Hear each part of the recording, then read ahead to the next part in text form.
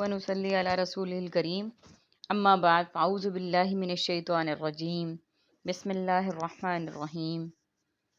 آج ہم سورہ بقرہ کی آیت نمبر 260 سے پڑھنا شروع کریں گے۔ آئیے سبق کا آغاز کرتے ہیں۔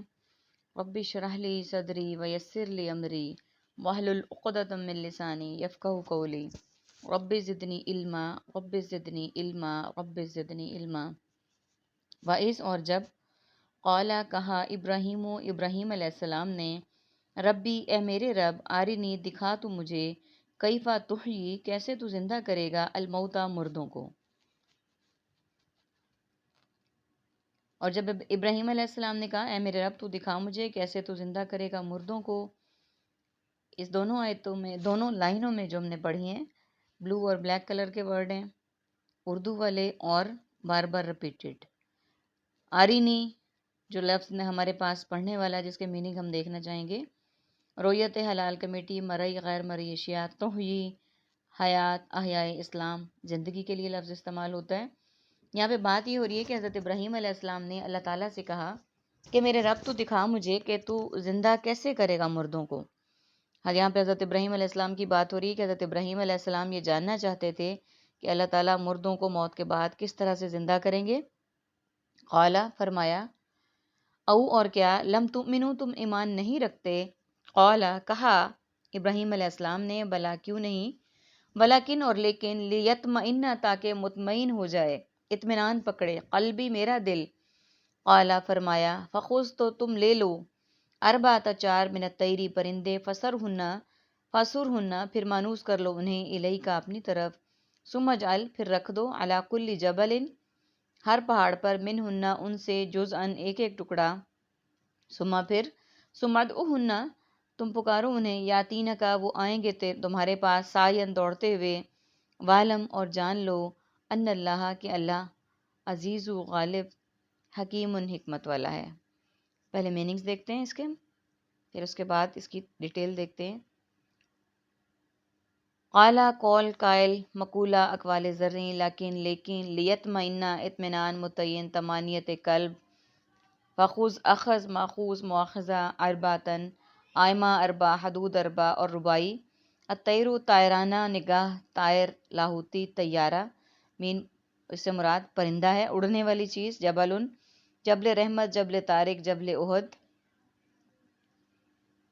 جزءاً جزا اجزاء اجزاء ترکیبی، عدوہن دعا دائی دعوت اور مدعی کے لیے بولتے ہیں، سعین صحیح مسائی جمیلہ اور صحیح حاصل۔ صحیح ہم ارکان حج اور ارکان عمرہ میں سے صحیح لفظ استعمال کرتے ہیں، اور صحیح کا لفظ اس کا مطلب ہے کوشش کرنا۔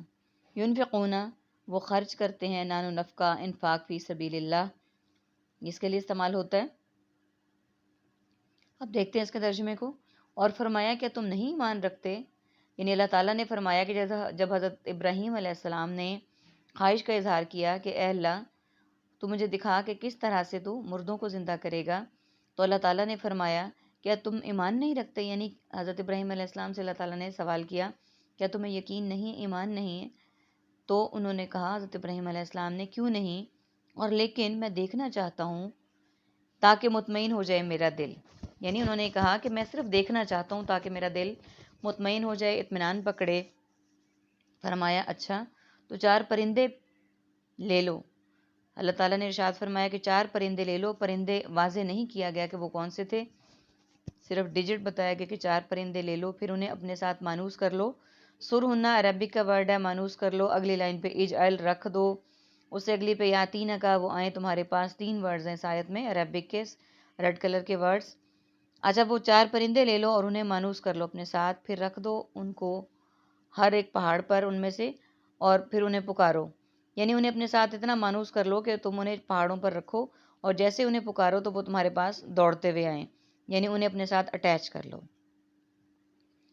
اور اس کے بعد یہ ہوگا کہ ان چاروں پرندوں کو، یہ واقعہ پورا اس طرح سے ہے، ان چاروں پرندوں کو ذبح کر کے ان چاروں کے گوشت کو اچھی طرح سے مکس کر دو ایک دوسرے میں، اور چاروں پرندوں کے گوشت کے چار حصے کر کے چار پہاڑوں پر رکھ دو، اور اس کے بعد ان پرندوں کو آواز دو جیسے تم پہلے مانوس کر چکے تھے اپنے پاس بلاتے تھے، اس طرح سے آواز دو تو وہ پرندے یعنی گوشت مکس ہوئے ہیں چاروں کے، لیکن اللہ کے حکم سے، اللہ کی قدرت سے ان پرندوں کا ویسے ہی ڈھانچہ بنے گا، اپنی اپنی ہڈیاں ان کی اکٹھی ہوں گی اور ان پر پھر گوشت چڑھے گا، اور اوپر پر اور کھال جس طرح سے ہوتا ہے وہ سارے پرندے مارز وجود میں آ کر مکمل طور پر بننے کے بعد وہ تمہارے پاس دوڑتے ہوئے آئیں گے جیسے کہ وہ پہلے آتے تھے۔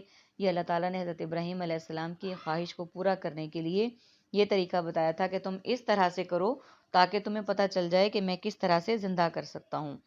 اور اس کے بعد اور جان لو کہ بے شک اللہ غالب حکمت والا ہے، بلا شبہ اللہ تعالیٰ سے زیادہ غالب، اللہ تعالیٰ سے زیادہ حکمت والا کوئی نہیں ہے۔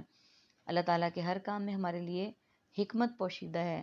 اللہ کرے کہ ہم سب اللہ تعالیٰ کی حکمتوں کو پہچانیں اور اس پر بغیر دیکھے ایمان لائیں، اور بغیر دیکھے اس پر اطمینان سے ہمارا دل اطمینان پکڑے ان چیزوں کو جو اللہ تعالیٰ نے ہمارے لیے مقدر کر دیں، اور درست راستے کا انتخاب کرتے ہوئے اللہ کی رضا کو پہنچیں۔ وآخر دعوانا ان الحمد للہ رب العالمین۔ سبحانک اللہم و بحمدک، نشہد ان لا الہ الا انت، نستغفرک و نتوب الیک۔ افضل ذکر لا الہ الا اللہ، وافضل دعاء الحمد للہ۔ السلام علیکم ورحمۃ اللہ وبرکاتہ۔